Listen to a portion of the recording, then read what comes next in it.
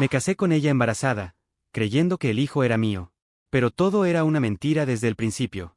Me llamo David, tengo 31 años, y durante mucho tiempo creí que la vida por fin me había sonreído. Que después de tantos tropiezos, después de tanta gente que se iba apenas las cosas se ponían difíciles, había encontrado a alguien diferente. A alguien con quien sí se podía construir algo.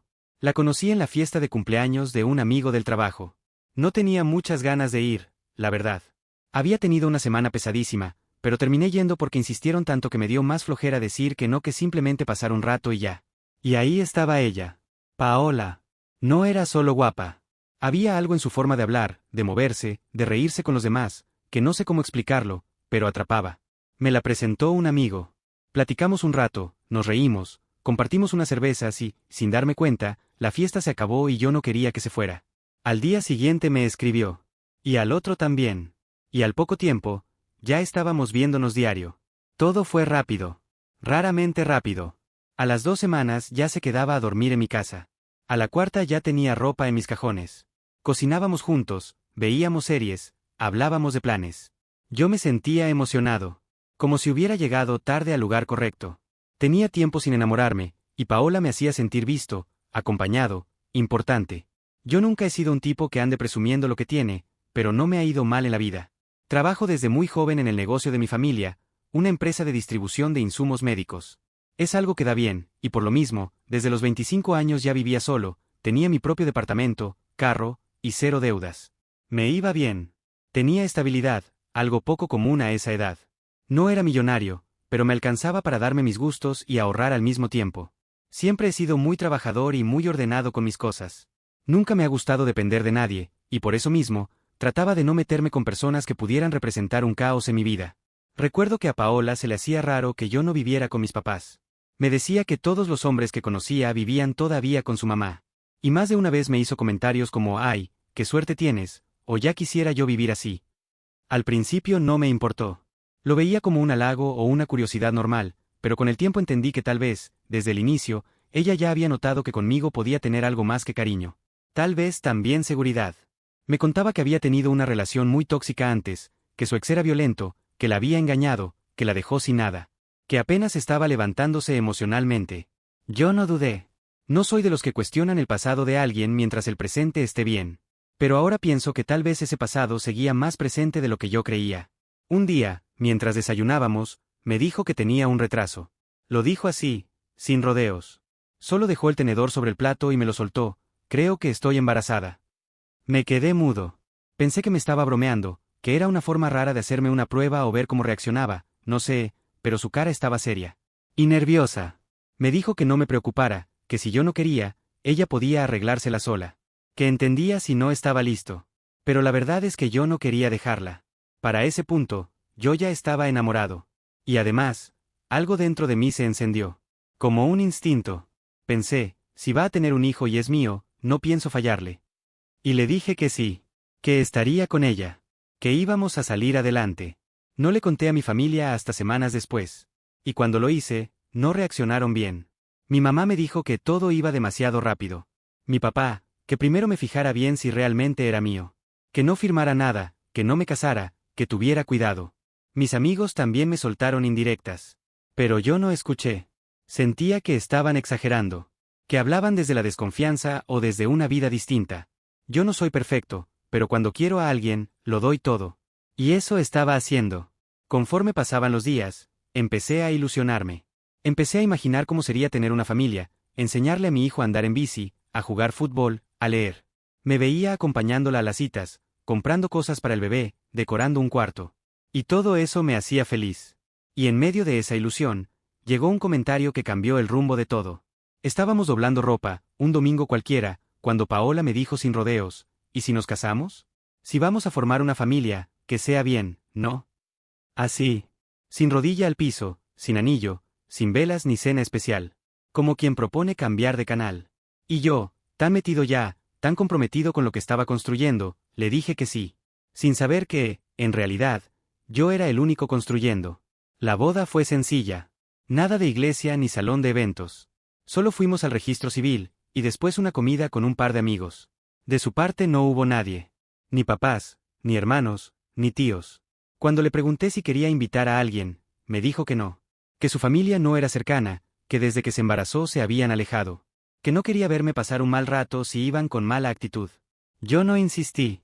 Pensé que lo importante era ella, el bebé, y que ya más adelante podríamos arreglar eso. A fin de cuentas, uno se casa con la persona, no con su familia. O al menos eso creía en ese momento. Después de casarnos, me enfoqué por completo en prepararme para la llegada del bebé. Remodelé uno de los cuartos del departamento para hacerle su espacio, compré la cuna, pintamos juntos las paredes, colocamos estantes. Ella tenía ideas muy bonitas de decoración, y yo solo quería que todo estuviera perfecto. Empecé a trabajar más. Tomaba proyectos adicionales y turnos dobles cuando se podía. Quería asegurarme de que no nos faltara nada. Mientras otros salían los fines de semana, yo me quedaba en casa armando muebles, buscando ofertas de pañales por mayoreo o investigando sobre cunas, esterilizadores, y todo eso que uno ni se imagina hasta que se vuelve necesario. Ella dejó de trabajar poco después de casarnos. Dijo que el embarazo le estaba causando muchas molestias, que prefería descansar. Y lo entendí. No me pareció raro. Incluso me ofrecía que no se preocupara por nada, que yo me haría cargo de todo. Pero con el paso del tiempo, empecé a notar algunos detalles. Pequeños, pero que me hacían ruido. A veces se despertaba tarde, cerca del mediodía, incluso cuando no había dormido mal. Otras veces me decía que estaba muy cansada como para ayudarme con alguna cosa del bebé, pero después se ponía a ver series hasta la madrugada. También me pedía dinero para cosas del embarazo, y aunque yo nunca le negué nada, notaba que cada vez eran más constantes esas compras urgentes. Una vez le pregunté si quería que le pusiera algo a su nombre, como parte del departamento, o un ahorro para el bebé. Me dijo que no hacía falta, que confiaba en mí. Pero en esa misma semana, comenzó a mencionar cosas como cuando tengas tu herencia o a ti te va a ir mejor que a mí siempre, y lo sabes. No supe cómo tomarlo. A veces lo decía en tono de broma, pero no sonaban a broma. Eran esos comentarios que se lanzan como si no pesaran, pero que se te quedan en la cabeza. Me empecé a preguntar si ella me quería por quien yo era, o por lo que representaba. Aún así, yo seguía entregado. Quería ser buen esposo. Buen futuro papá. Aunque dentro de mí, había algo, una incomodidad, una vocecita que empezaba a susurrar que tal vez no todo era tan limpio como parecía. Faltaban pocas semanas para que naciera el bebé cuando empecé a sentir que Paola se alejaba emocionalmente. Ya no me abrazaba como antes. No mostraba entusiasmo por los preparativos. Incluso cuando le hablaba al bebé tocándole la panza, ella a veces volteaba los ojos o cambiaba de tema. Le pregunté si estaba bien, y me dijo que eran las hormonas. Que todo estaba bien. Y yo le creí. Otra vez. Porque cuando amas, uno quiere creer.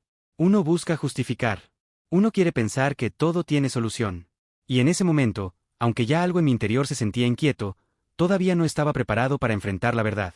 El día que Emiliano nació, no se me va a olvidar nunca. Fue de madrugada.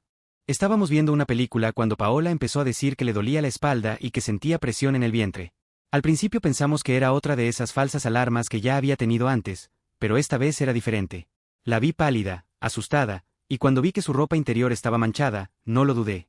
Tomé las llaves, agarré su maleta y nos fuimos al hospital. Todo fue un torbellino. Gente entrando y saliendo del cuarto, enfermeras diciéndome que esperara afuera, médicos pidiendo documentos. Yo no sabía si estaba emocionado, nervioso o muerto del miedo. Caminaba de un lado a otro sin saber en qué pensar. Sentía que algo grande estaba por pasar, y no sabía si estaba listo, pero ya no había marcha atrás. Cuando una enfermera salió con una sonrisa y me dijo ya nació, sentí que me temblaban las piernas. Me dejaron pasar unos minutos después, cuando lo tenían ya en la cuna térmica. Era chiquito, rojito, con los ojos cerrados y las manitas apretadas. Y aunque lo vi y no encontré ningún parecido conmigo, no me importó. En ese momento supe que ese niño iba a ser lo más importante de mi vida. Paola estaba agotada, pero bien. Me sonrió apenas me vio, y me dijo, es tu hijo, David. Nuestro hijo. Y yo le creí. Porque eso era lo que quería. Porque en ese instante, lo único que sentía era amor. Le pusimos Emiliano, nombre que a mí siempre me gustó porque me recordaba a mi abuelo. A los pocos días, ya estábamos en casa. Paola se recuperaba lento, y yo me hacía cargo de casi todo.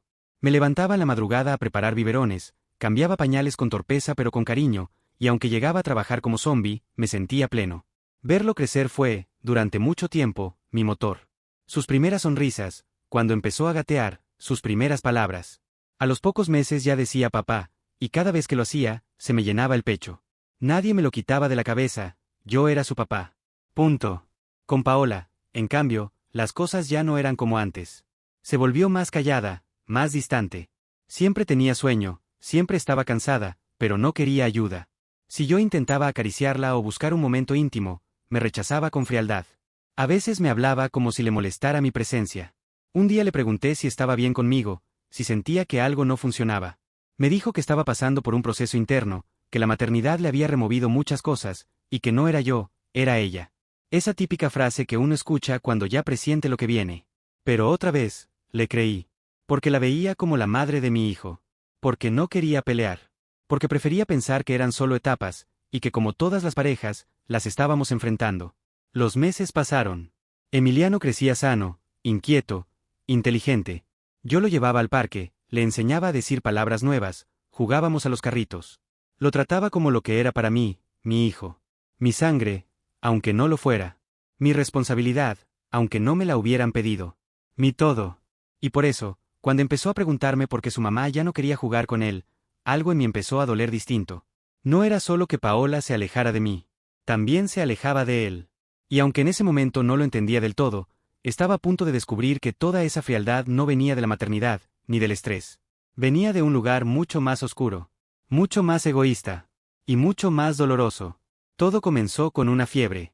Nada fuera de lo normal, pensé al principio. Emiliano tenía 3 años y medio, y ya había pasado por gripas, tos, infecciones de oído, cosas típicas. Pero esa vez fue distinto. No comía, no quería jugar, y tenía los ojos apagados, como si algo le estuviera robando energía por dentro. Lo llevé al pediatra. Le mandaron paracetamol y reposo, pero al segundo día empezó a vomitar y se quejaba de dolor en el abdomen. Lo llevamos de nuevo, y nos dijeron que lo mejor era internarlo para hacerle estudios.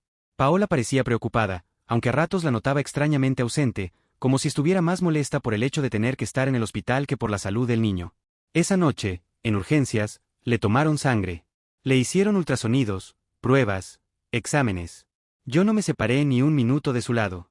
Dormí en una silla de plástico, le sostenía la mano, le ponía la caricatura que le gustaba aunque él no tenía ni fuerzas para mirarla. A la mañana siguiente, una doctora se acercó para hablar conmigo. Me pidió que saliera un momento al pasillo, que necesitaba comentar algo de los resultados. Me imaginé lo peor. Pensé que tenía algo grave. Pero lo que me dijo fue completamente distinto.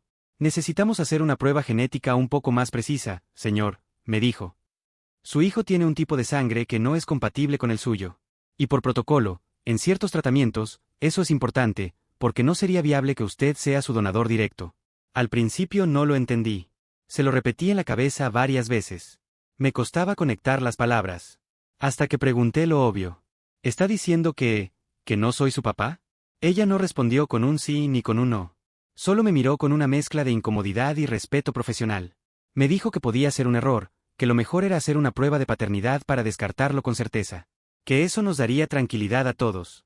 Me quedé parado ahí, en el pasillo, con las manos frías y la mente en blanco. Era como si alguien hubiera apagado el sonido del mundo y lo único que quedaba era ese zumbido extraño que se mete en los oídos cuando estás por desmayarte. No dije nada. No grité. No lloré. Solo asentí con la cabeza. Pedí la prueba. Firmé los papeles. Me tomaron la muestra ahí mismo. Paola no sabía nada todavía. Cuando volví al cuarto, ella estaba dormida.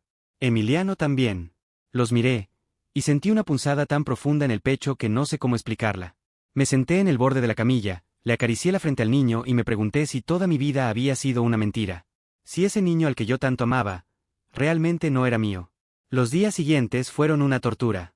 Mientras esperábamos los resultados, traté de actuar normal. Hablaba con Paola de cosas sin importancia. Me decía que pronto le darían de alta, que solo era una infección. Yo apenas podía mirarla sin pensar en lo que había detrás de su silencio. Había algo en su mirada, en la forma en que evitaba el contacto conmigo, como si supiera que algo estaba por salir a la luz. Y cuando por fin llegaron los resultados, no hizo falta leerlos 2 veces. Lo decía con todas sus letras, no existía vínculo biológico entre Emiliano y yo. No soy su padre. Me encerré en el baño del hospital con el sobre en la mano. Me quedé ahí, mirándome al espejo como si esperara ver otra cara, otro hombre. Pero era yo. Con la misma cara de idiota, de papá entregado, de esposo que creyó que lo estaba haciendo bien. Y con los ojos cargados de una rabia silenciosa, una tristeza imposible de explicar. Esa noche, cuando regresamos a casa con el niño ya dado de alta, supe que tenía que enfrentarla. Pero todavía no sabía cómo. Había demasiadas emociones mezcladas.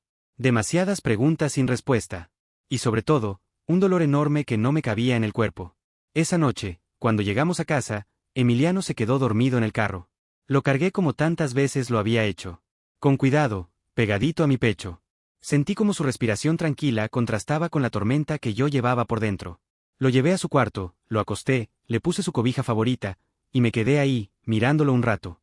En silencio. Cuando salí del cuarto, Paola estaba en la cocina sirviéndose un vaso con agua. La vi de espaldas.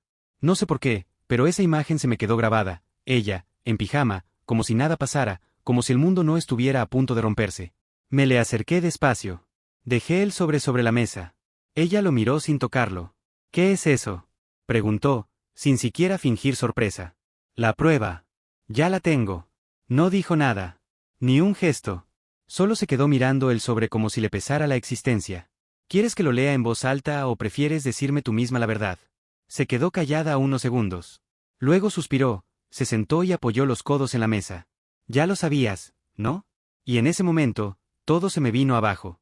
Porque no intentó negarlo. No lloró, no se justificó, no fingió estar confundida. Lo aceptó como si fuera una multa de tránsito, algo que simplemente pasa. ¿Desde cuándo lo sabías tú?, le pregunté, tratando de no alzar la voz. Desde el principio. Cuando nos conocimos, yo ya estaba embarazada. No tenía ni 2 meses. ¿Y decidiste no decirme nada? Pensé que si te lo decía, te ibas a alejar. Que ibas a pensar que era un problema, un paquete. Y yo no quería estar sola otra vez. Me quedé en silencio. Trataba de entender, de encontrar algún rincón de su explicación que no me doliera tanto. Pero no lo había. ¿Entonces me usaste? ¿Eso fue lo que hiciste? No fue así, dijo, y por primera vez le vi los ojos brillosos. Al principio sí fue por miedo. Pero después te fuiste ganando mi cariño. Y luego te quise de verdad. Te juro que sí. ¿Y al niño? ¿Él sabe algo? No. Y no quiero que lo sepa. Para él, tú eres su papá. Lo has sido siempre. Me reí. Una risa seca, amarga. Me apoyé en la mesa y la miré con una mezcla de lástima y rabia. ¿Sabes lo que hiciste? ¿Tienes idea de lo que significó para mí cargarlo por primera vez? ¿Escucharle decirme papá? ¿Trabajar doble turno para que no le faltara nada? ¿Dejarme la piel, los años, el alma, por una mentira? Ella agachó la mirada. No dijo nada. Yo tenía derecho a saber, Paola. A decidir si quería ser parte de eso. No a que tú decidieras por mí. Me fui al cuarto sin decir nada más. Cerré la puerta y me senté en el suelo. No tenía fuerzas ni para llorar. Solo pensaba en Emiliano. En lo que él significaba para mí. En cómo iba a poder mirarlo a los ojos sin sentir ese nudo en la garganta. Y entonces, pasó algo que me terminó de romper. Escuché pasos pequeños. La puerta se abrió. Era él. Emiliano. ¿Estás triste, papi? Se acercó, me abrazó el cuello y se me recargó en el hombro. Y ahí ya no pude más. Lloré en silencio, sin que me viera la cara. Lloré con ese tipo de llanto que uno no hace por fuera, sino por dentro. Ese que no hace ruido, pero que duele más. Porque lo amaba. A pesar de todo. A pesar de no ser su papá. A pesar de que su madre me hubiera mentido, usado, manipulado, él no tenía la culpa. Él era mi hijo. Al menos en mi corazón, lo era. Pero en ese momento supe que algo se había quebrado. Que aunque quisiera perdonarla, no podría. Que aunque amara a Emiliano, no podía seguir construyendo sobre una base podrida. Y lo peor de todo es que aún no había terminado de perderlo.